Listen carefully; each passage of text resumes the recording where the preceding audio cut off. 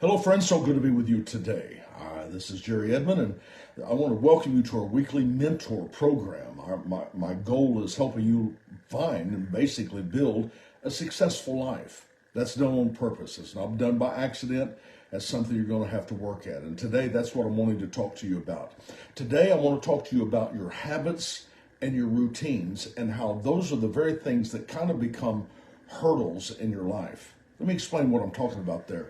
I remember a number of years ago, my wife and I, we were going to the school. I guess we were just going to, start walking a little bit. They had a running track there, and we were going to just, early in the morning, we'd walk the track, walk it a few times, maybe jog it a couple of times. But one particular morning, those that were sprinters, they left the hurdles out on the track. Now, you know what a hurdle is. That's the thing as they're running along, and it's just a block of wood that you as you're running along, you hurdle over that one, go to the next one, leap over that one. And so I'm looking at that thing, and of course I guess I was feeling a little ambitious that day, and I said, I'm going to jump that hurdle. And she said, you don't know how to jump the hurdle. I said, of course I do. And so I took off and I was going to run over the hurdle, and I jumped it. I did. Well, actually, I didn't hurdle it. I kind of hopped over it. And she just smiled and she said, I don't think that's the way that's supposed to look. And it was very difficult for me. It was very awkward as I was trying to hurdle this thing. Now, hurdles aren't bad if you're a hurdler. Somebody that knows what they're doing, they practice that. That's not a bad thing. But for most people, they find hurdling very difficult and cumbersome. It's an awkward thing. So there are things in our life that we do that creates hurdles between us and the people that we want to draw. There's a lot of times we want to draw people to us, particular kinds, whether it be your business or whatever the case is. And you want them, but there are things in your life that becomes hurdles that they have to jump over to get to you. I've got 2 points I want to just quickly give you here. Number one, that there is a change in the times and the seasons of your life, your business, your ministry, whatever the case is. There's going to be times when things change. They're not going to be the same. And number two, we've got to seek for an understanding of where we are so that we'll know what to do when the seasons change. When things around us change, we've got to have the insight to know how to change with it. We're not denying who we've always been, but if you're really going to be relevant to your society, to this generation, on whatever level, you're going to have to adjust with the changing times. It's kind of like when the computers came in. I remember when that happened. Isn't it amazing? It was about 1980. They didn't even have personal computers. How far we have gone in such a very short amount of time. And I remember what it was like operating without those computers. And there were some people that were very nervous about it. It's like, I don't know, I don't think I can do this.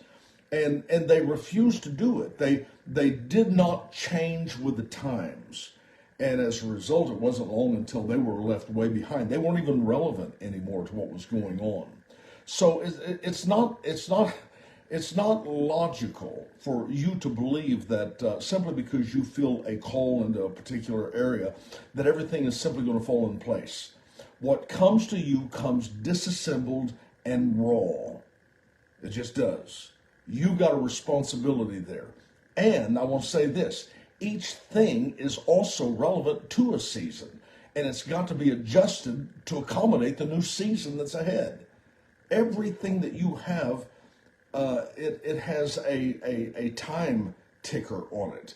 In other words, you have something, and that was great for that time, but it's not long until that's not relevant anymore. And you're going to have to see what else is coming so you can make the adjustments from that standpoint. So please understand that each thing is only relevant for a season, and it's got to be adjusted to accommodate the new seasons that are ahead. And I think as a steward of your life, you're going to have to discern when one season comes and when another season is over. Otherwise, you will quickly fall behind. And the work of life is always, it starts on the inside of you. You'll begin to see things. You'll have an opportunity to adjust. And you build this over a lifetime.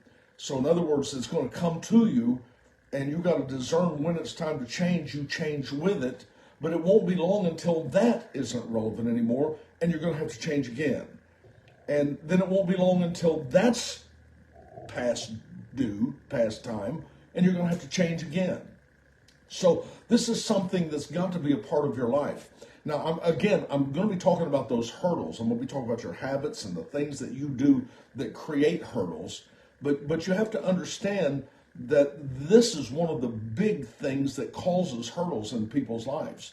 I mean, we learn to live. We just do. We learn to communicate. We learn through temptation. We learn through trial. We learn through error. We learn to streamline our lives so that we have the greatest impact with the tools that God's put in our hands, that He's given us.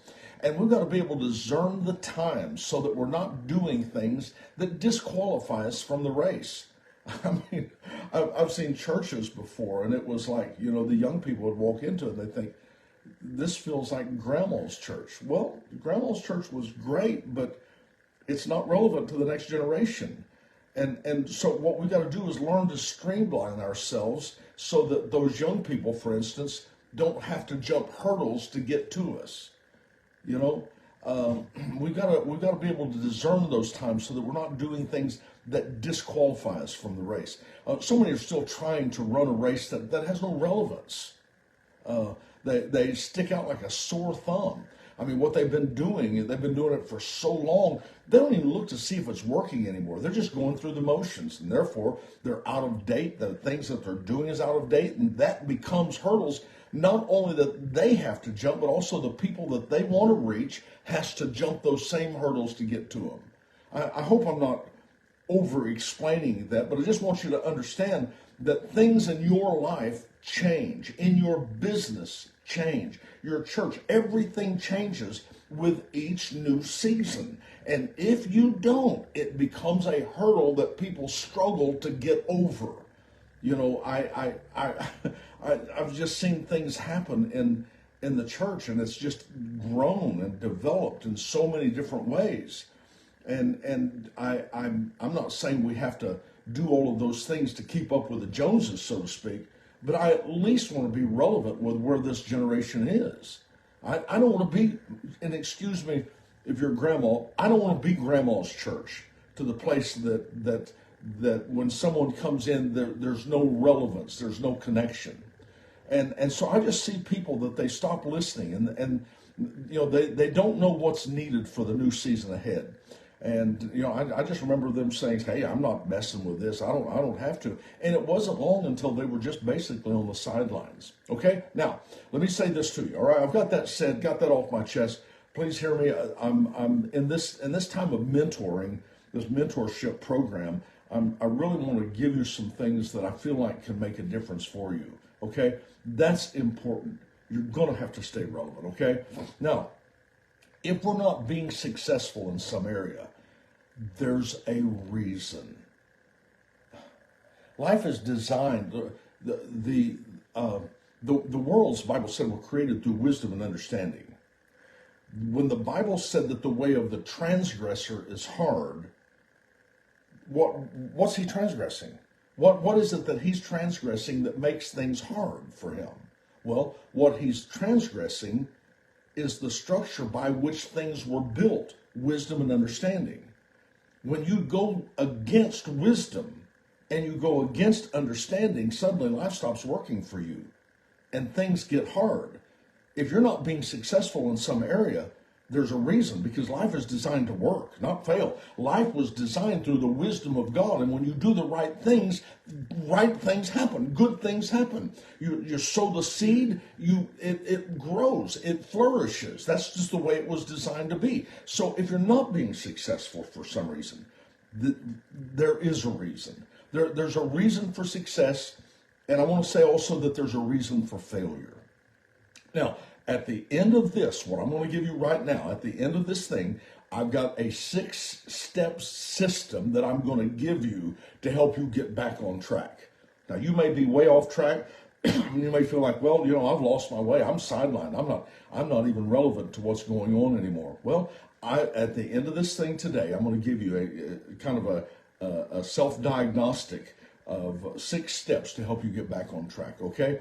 And I think in this study also, we're going to see how these hurdles represents the problems in our lives that people have to jump over to get to us. So here's the application, okay? Listen to me. Listen to this one application here. This generation places a strong emphasis on being user-friendly, convenience with quick accessibility. I remember one time, dear God, I'm almost embarrassed to even say it. I remember one time I was going through a drive-thru to get a hamburger, and I was going through the drive-thru, and I gave my order, gave the money, and started pulling forward, and I was frustrated because they didn't have it out there yet. And it dawned on me, they have to cook it. But I thought, how have I fallen into this mindset where we're in this microwave. We will stand in front of a microwave and yell, hurry. But that's this generation. This generation places a strong emphasis on being user-friendly, convenience with quick accessibility. That's just what they want. And I'm just going to tell you right now, those of you that are trying to do in business or whatever you're trying to do, they're not going to jump through too many hurdles to get to you. They're just not this generation. They instinctively resist anything that becomes too difficult, complicated, or out of date. And if people have to jump through a bunch of hurdles to get to you, they're going to become discouraged, they're going to become frustrated, and they're going to go someplace else. That's just the fact. Right? That's what they're going to do. So we place hurdles between us and the people we want to draw in our lives through, listen to this, through wrong attitudes, slothfulness, negligence. Come on, you know what I'm talking about. And they have to hurdle our outdated appearance, our bad breath, our bad habits, just to get to us. They can't even get to us to get to know us without having to hurdle those other things.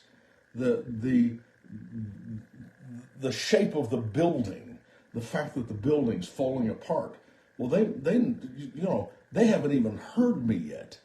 They haven't even got to know me yet, but they have to hurdle that before they even get to me. And so many times they don't even make it. So you have to understand that these hurdles, they define us. And if you're not careful, these hurdles, you become identified by them. Now somebody say, well, what do you mean you become identified by them? All right, here you are. Let me give you a couple of examples. Well, he's always late. Wow. Okay. All right. Well, you know what? You can't depend on him to keep his word. He says things, but it seems like every time he gets in a crunch, he doesn't follow through. Wow. See, that's a hurdle that someone has to jump over, and it has defined you until you become identified by that. Well, he has a bad temper. Got to watch out for him. I know that there's a lot of things you'd like to do in business with, but I'm just telling you, he can blow up at any time. Wow, you become defined by something that became a hurdle to someone else. And so you're going to have to evaluate this kind of stuff. And people have to hurdle all of these things simply to get to it. They haven't even got to us yet. They're still dealing with the things that have identified us, okay? I know a wonderful pastor, wonderful man, absolutely wonderful, but he's a slob. He's just a slob. His appearance, his church seems unkept most of the time, and people have to get over those obstacles, and they're frustrated and they leave. They can't see him for all the hurdles in his life. Now, if you're in business, there's things that you want to do, but you've created hurdles and people can't see you without seeing all the hurdles in your life. I mean, does this make sense? Maybe I'm overcomplicating this or oversimplifying it, one of the two, but I'm just telling you, this is a problem for people that are trying to be successful in life. And if a church or if a business ceases to be successful, there's a reason. There's a reason. Because success leaves a trail, so does failure. And I've heard churches say before, well, you know what, our standards are too high. No, that's not it at all. Your hurdles are too high. And it could be found in your music. I've seen places before where I've gone in, and dear God, the music was atrocious. And and here's the problem. Your competition is the best music in the world that people have access to instantaneous. I can go to the internet. I can go to my social media and I can pull up some music. It's the greatest thing that's ever been done in the history of mankind. And don't think that, let's say, church, because this applies to business or whatever the case is, but let me just apply it to a church here for a moment. The church, if the music is no good, if the music is really bad, don't think that that's not going to be compared, even if it is subconsciously, to the things that they hear every day, and they don't want that. So there, your hurdles, and it could be your cleanliness.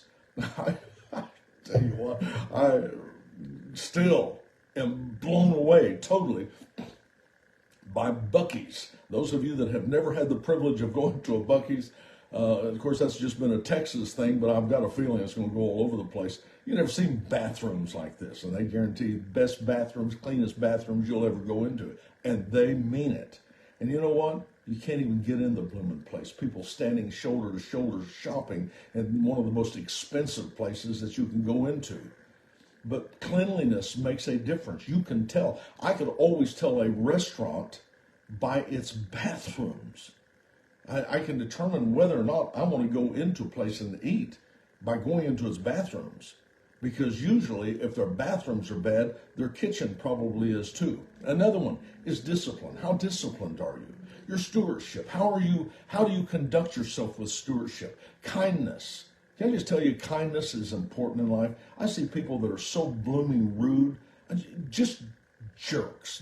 That's all they are. It's just a jerk. And they wonder, well, why in the world can't I get people around me? Because you're a jerk. I mean, give me a break. Nobody wants to be with you. Nobody. And you wonder, well, why can't I get people to come in? Well, because you got a bad attitude. And so you got kindness and you got friendliness. I mean, I'll tell you the truth. A church doesn't have to even be spiritual to really grow. They could just build it on friendliness. Just being kind to people will draw people. Businesses. What in the world ever happened to the concept of the customer is king? I mean, seriously, what happened to that? And when I go in someplace and they're rude, I'm just telling you something. I'm not just not going to tip. I ain't coming back.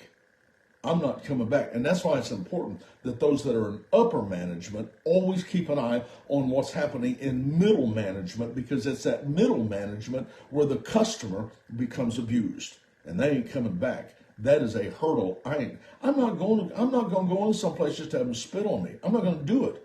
That is a hurdle that I'm not willing to jump. They're not that good. Okay? Nurseries, childcare, dear Lord, all of those things, they become things that are hurdles if it's not done right. You understand what I'm saying? And I know I said this a moment ago, but please let me repeat this. People see your hurdles before they see you. You hear me? People see your hurdles. Now, someone might suggest, well, it's what's on the inside that counts. Well, that's true, but not at first. At first, they don't see what's on the inside. They see what's on the outside. They see how you treat people. They see how you keep your place. They see how you start on time. This is one thing in church or in business is very frustrating to me. I want to start on time. If we start at 10 o'clock, I don't like starting at 10:01. I want to start at 10 o'clock. You know why? Because I want people that are out there to believe that I'm respecting their time. I respect their time enough. But if they come in and they sit, hey, listen, they're business people. They got things to do.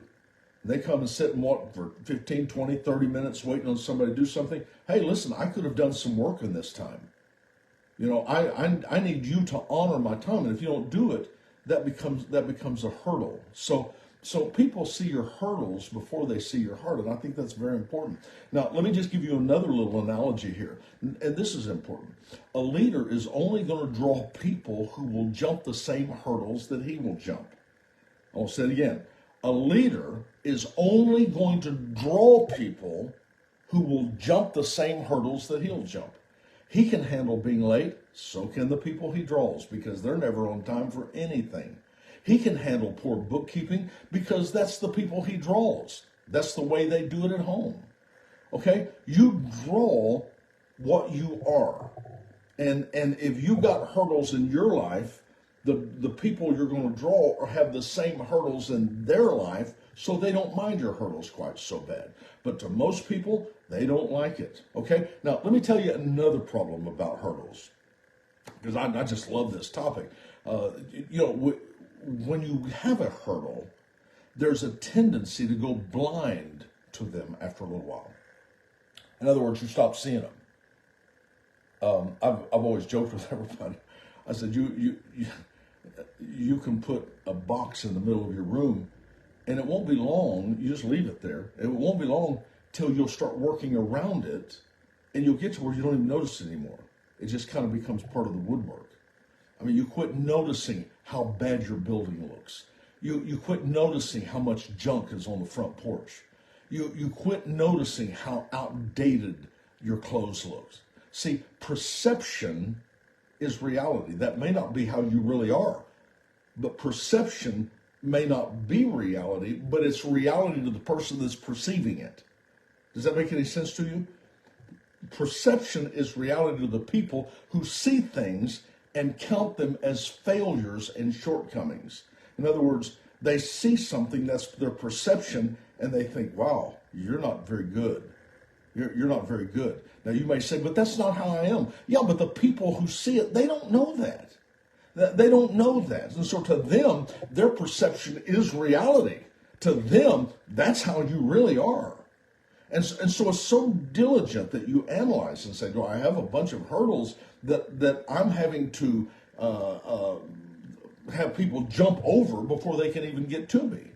And you might say, well, okay, I'll admit that, but how did I get a hurdle? I mean, that's a good question, isn't it? How did I get the hurdle? Because a lot of us have got hurdles in our life. We don't know how we got there. Well, here's how most the times that we end up with hurdles. Most of us have fallen into destructive routines in our life. Let me say this about that. These are habits. The routines in our life become habits. And habits allow us to do a lot of things without much thought. Did you know that? Which is why we have so many of them. Habits are not instincts. They're acquired reactions. And they're calls. See, first we form habits, and then our habits form us. And that's just how that works. That's the truth. And these hurdles grow out of habits. They grow out of the bad choices that we've made. And they grow slowly and they grow steadily. They will creep up on you until you realize, dear Lord, I didn't know I was even doing that. You know, my father, when I first started way back in, early 70s, he gave me a bit of advice that was very good. He said, always be open to constructive criticism. Otherwise, you'll never grow. You'll develop habits, routines that you don't even know you have. And you need occasionally somebody to look at your stuff and say, that's terrible. And to not have so much pride, because see, pride is the only thing that can be offended. To not have so much pride that someone can't tell you the truth about what you're doing without you becoming all flustered and puffed up. Well, most people aren't there. Because these things grow steadily, and occasionally you need someone in your life that can talk to you about how you're doing things. You know, what are my habits? Well, maybe somebody else can help me find those. What are my habits? And the next question to ask, is how have they formed me? So let me put it this way. You are today, what you are today is made up of all the habits and the decisions of your life. Everything about you is because of the habits and the decisions of your life. See, life's a journey, life's a process. All of your planning, your decisions, your thoughts have produced what you have become today. And in one sense, I can say, congratulations. You've worked your whole life to become what you are today. You made it. Is that what you want? See, that's the thing you have to really ask yourself. Is that really what I want? See, my success and my failure is hidden in what I do daily. It creates my lifestyle. It creates my habits. It decides my future. Okay? And everything is traced back to the thought life that I have, the thought life of the person. And what comes out of you is going to shape your entire life. That's just the bottom line. You're going to have to understand that. This is where habits are formed. My habits decide my future. And it's not the psychic hotline. It's not something else. Well, it was just the way I was raised. No. I understand a lot of you have been placed in difficult situations and you're blaming it on them. Well, it's because of this person. Had that not happened to me, on and on and on. Dear God in heaven. No, I'm just telling you something. You are where you are because your habits have shaped your future and your present. It's not the government. It's not the church. It's not some outside influence. It's your decisions and what you've done. Show me your habits and I'll show you your future. I can tell you where your life is going to go right now by looking at your habits. I could be with you 10 minutes and discuss with you your habits, and I can tell you probably where you're going to end up. See, most people want more than they have right now, but they're never going to get it. Well, that's harsh to say, but I'm going to say it again. Most people want more than what they have right now, but they will never achieve it. They will never get it. You know why? They're sowing the wrong habits for what they want. I want this, but I'm sowing to something else. And then they reap, and their habits sow their future. And that's just how that works. Well, it is. I know well, you suck it up, baby. This is where we are. You know, what you do on a daily basis becomes permanent in your life. Did you know that? It does. It becomes permanent. Aristotle wrote, he said, we are what we repeatedly do. And we've all heard the statement that said, well, practice makes perfect. And you know, that's not true. That's not true. That's wrong. Here's what it should say. Practice makes permanent. It makes permanent. And you can practice the wrong thing over and over and over, and it will never be right. See, it's easy to get a habit, but it's just hard to break one. You got to break one. The chains of habit are just simply too weak to be felt until they're too strong to be broken. And you're going to have to realize what you're dealing with. Your life is in the place it is right now, today, because of your habits, because of your disciplines, because of your activities, your decisions. And that's just the truth. I saw one sign on a country road that said, choose your rut carefully because you're going to be there for a long time. Oh, good gracious, that's so true. So, if you want to get out of a bad habit, a self-defeating habit, I know you do, you're going to have to go through the same process that you used to get into that bad habit. You're going to have to have repetition in reverse. Stop doing what doesn't work. Stop doing what keeps producing what you don't want, whether it be in your business, your church, your marriage, your career, whatever it is that you're doing. I mean, it's just insane for us to do the same thing over and over and over again, expecting somehow us to get different results, hoping for something better. Well, you know, I think it's just going to sneak up on you. I'm just going to, somewhere it's going to drop in on my life. My ship's going to come in one of these days. Well, it ain't going to happen like that. It just isn't going to do it. You know, we want to sit around and do nothing We want to sit around and do what Americans are so weird. They think if you watch it, you get it. You know, you watch the NFL, now you're a quarterback. You've got something really that you can say. We watch the exercise program and we're eating all of the time, and we're thinking, "Woo! I'm sure glad that was." And we didn't do anything. We just sat there on the sofa and watched somebody else do it. You didn't lose a pound. You didn't burn a fat cell. You didn't do it.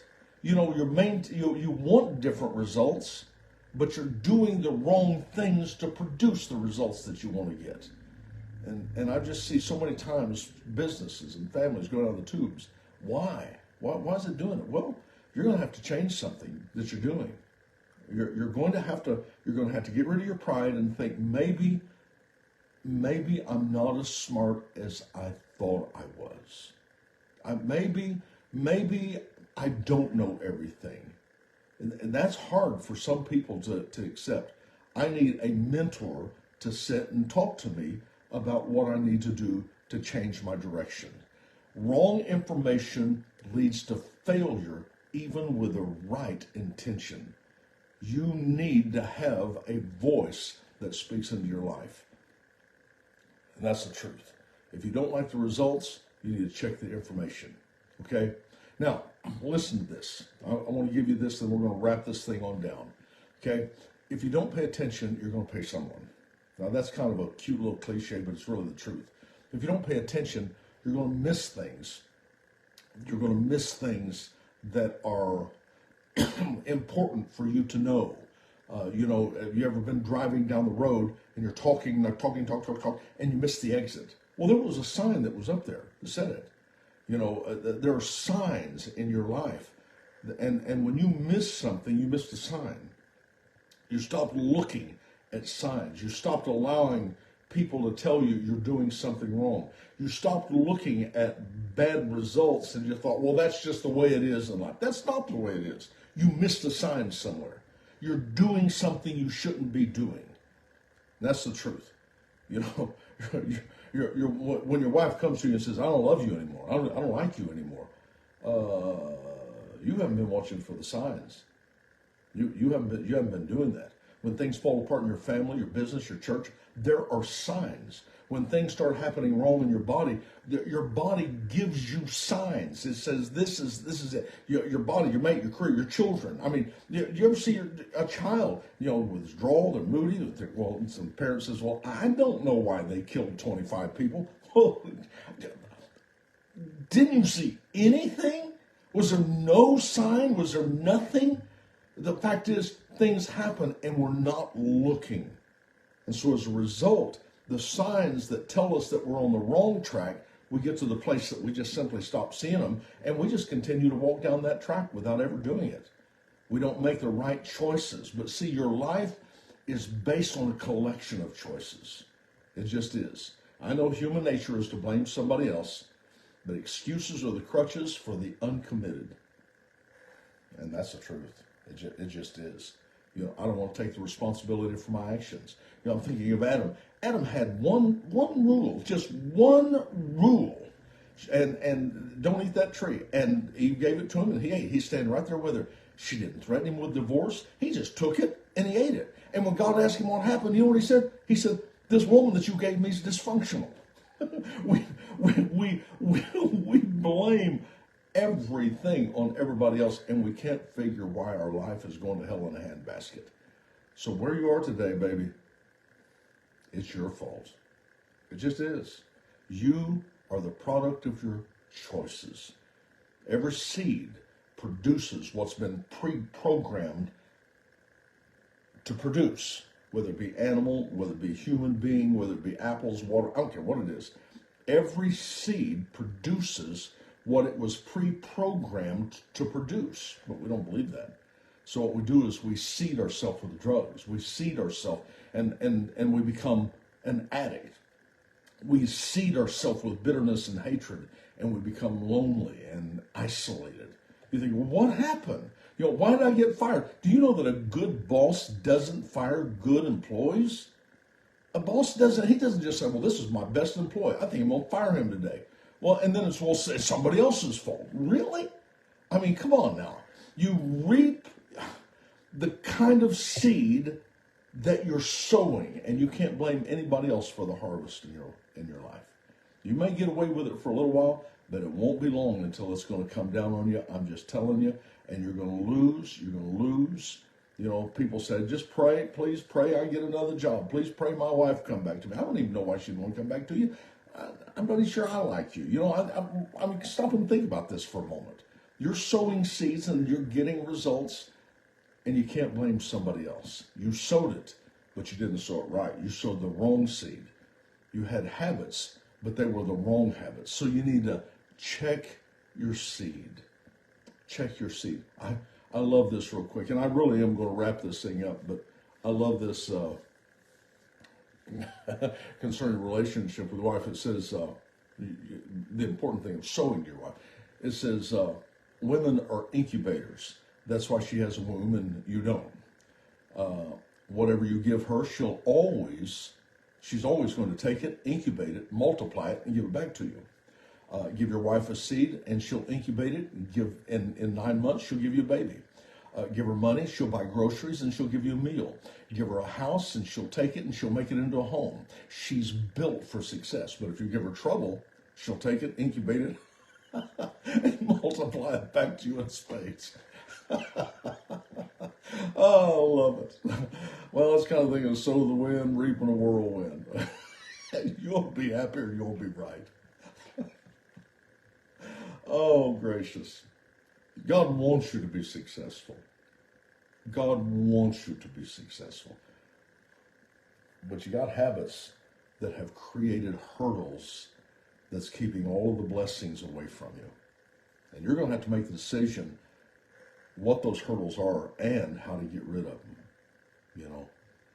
And you might just sit down and say, what kind of life do you want? What do you want? You know, don't give up in the process, because you won't be disappointed in your sowing. But you got to say, what do I want? What kind of marriage? What kind of relationship with God? What kind of ministry? What kind of career?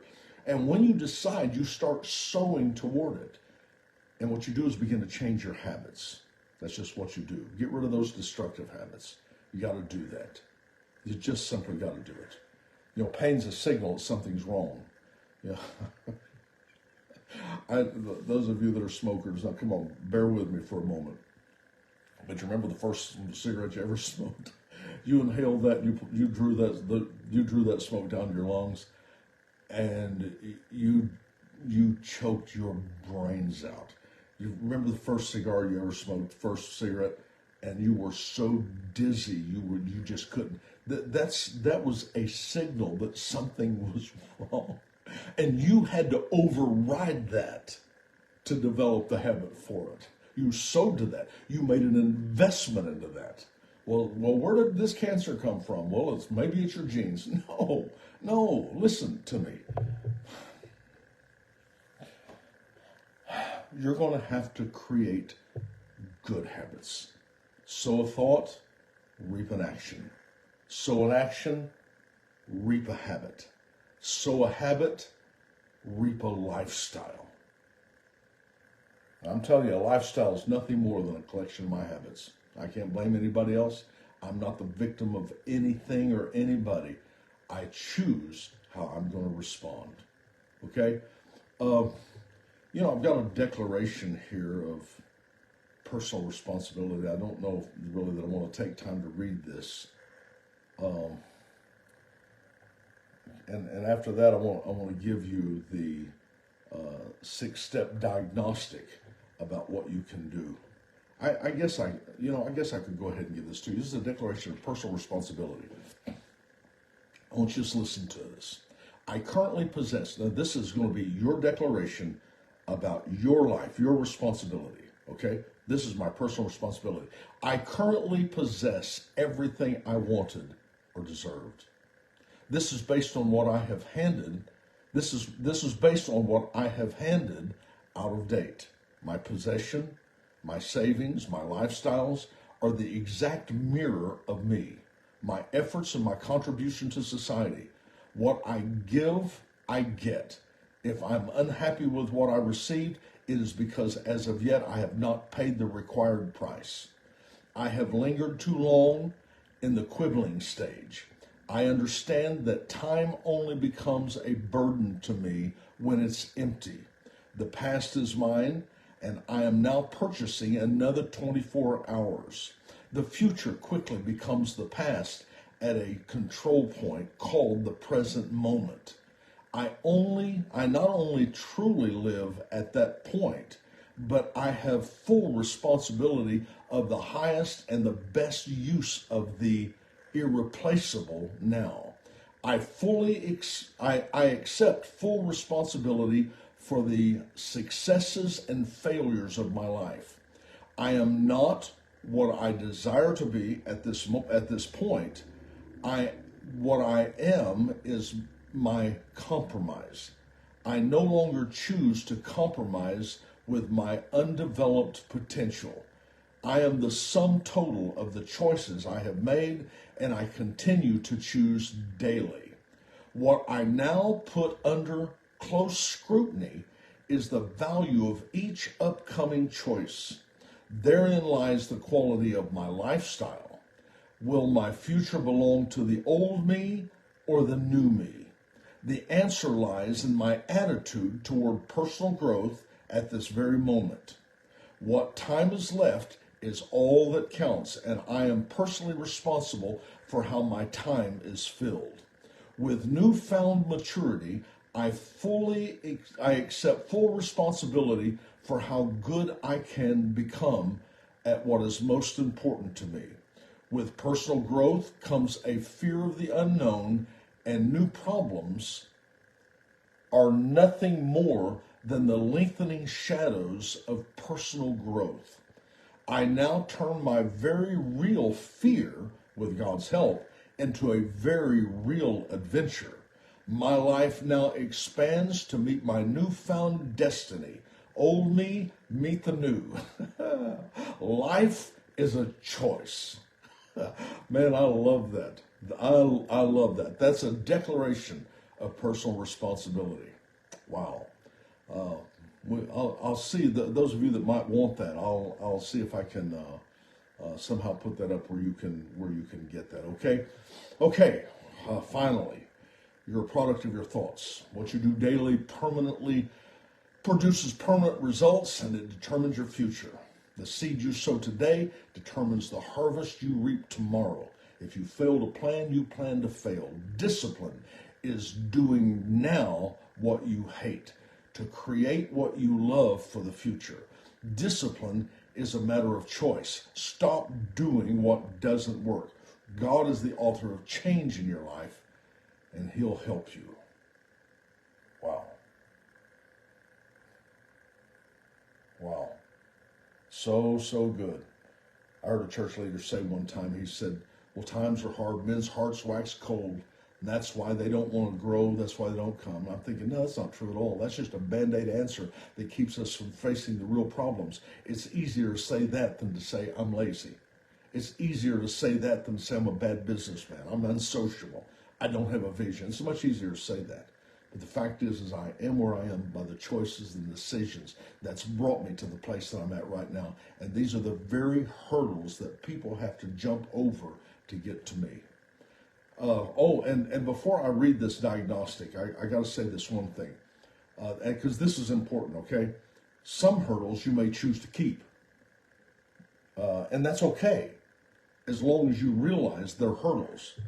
In other words, the name of your company, that might be difficult for somebody, but the fact is you choose to keep it. I'm going to keep it this because that's what I've chosen to do. I understand that creates a problem for some people, but that's a hurdle they're going to have to jump to get to me because I'm not willing to change it. Now, that's okay. There's nothing wrong with that. The hurdles that you choose to keep are okay as long as you realize it's a hurdle. That's very important. Okay, now, are you ready for this diagnostic checkup? Come on, we have to do that from time to time. It's a checklist to make sure we're on the right track. Okay, 6 steps. Number one. Ready? Recognition. Get help if you have to. Attend leadership seminars. Go outside your environment and see what other people are doing. Keep fresh input, okay? You're going to have to recognize. That's number one. Number two, evaluation. Okay, how severe is it? How bad am I bleeding? and be brutally honest with yourself and lovingly honest with others. Write down every negative thing maybe that someone has said to you, even if it's not true. You know, if someone says something to me that kind of hurts my feelings, I'm at least going to look at it and say, is it possible that even a part of that is true? I mean, I may not believe everything's happening, but is even part of that? Because I can't change if I refuse to look at truth, at reality. So write down every negative thing, even if it's not true, and look at it. And remember that perception is reality. Has this affected us? And if it has, my evaluation is what can be done. So that's number 2 is evaluation. Number 3, set your objectives and goals. What you're doing is saying, okay, I've looked at this, I've evaluated it, here's my plan. Here's the changes that I'm going to make. And then number 4, start making the changes and work the plan. See, it takes different people or changes in old people to move to the next realm. Always does. Successful offices are planned to provide an atmosphere of work. So you gotta plan those things, even to have an atmosphere that's right. You gotta plan those things. So start making the changes and start working the plan. All right. Number 5. Once you've done all of that, reevaluate again one more time. In other words, you're saying, okay, are the changes or the plans working? These things that I've decided to change, is it working? So that's number 5.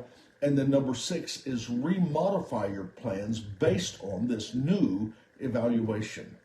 You know, the 10 Commandments are the only thing that was ever written in stone. And your life cannot afford to be everything written in stone. You can't be. You're going to have to be flexible. You know, principles don't change, but application does. I know what my principles are. That'll never change. But my application of those principles are going to depend on the needs of those that are around me. So we evaluate our presentation, we evaluate our application, and we're saying, is it working? You know, we've got to continually evaluate the obstacles or the hurdles between us and the people that we're needing to work with. Okay, you as a hurdler, I'm just telling you something. You got to make the decision to become a hurdler, or you're never going to get the job done. If in life you're going to have to learn to hurdle yourself, even though you don't want to create hurdles for other people when it comes to you. You've got to learn to become a hurdler. You've got to jump some things that are uncomfortable for you, okay? But do everything possible to remove the hurdles in your life for the sake of those that are around about you, okay? And I will say this also. You can't do everything. Maybe you can't do anything about the hurdles in other people's lives, but you can in your own life. So we all have dreams. We have goals in life, but I promise you that those things don't just happen, guys. They're not going to happen. We need to ask ourselves this question when it comes to my dreams, to my plans. What kind of structure do I need to help me to get there? What kind of routines and habits do I need to move me forward to my future? And so that's what I've got for you today. Now, I know this is a whole mouthful that I just gave you, but I promise you this can make a major difference in your life. And so I appreciate you being with me today. This is very important. If you'll please push like and share, I think it would be very helpful to me. I would really appreciate that. And I'm going to be presenting a lot of things. You can go to my website, jerryedmond.com. I've got tons of resources that will be a blessing to you, something because it's my desire to help you move forward with success in life. That is my desire. So, hey, the whole world is before you. The greatest thing you have right now that you could ever possibly own is a decision. Make the right one and move in that direction. Come on, go for it. I'll see you next time. Bye-bye.